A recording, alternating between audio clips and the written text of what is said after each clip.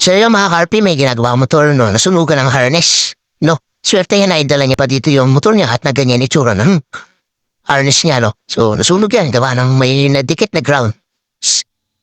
So positive. So yan, pinalitan ko na ng bagong wire yan.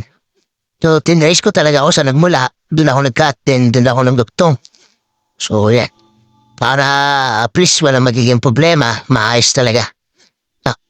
So, yan, nakabit ko na.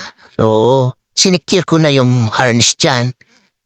So, lahat ng pwede kong check at ayusin ng mga wire, inayos ko na para in the future wala siyang magiging problema sa motor niya. At ang advice ko nga sa kanya na magpalit na ng ignition coil kasi matagal na rin yung motor niya at hindi na maganda yung bato ng kuryente. So, wala pa kasing budget siya, kaya ginawa ko na lang muna ng paraan. Pero yun ang advice ko sa niya, magpalit siya na ignition oil.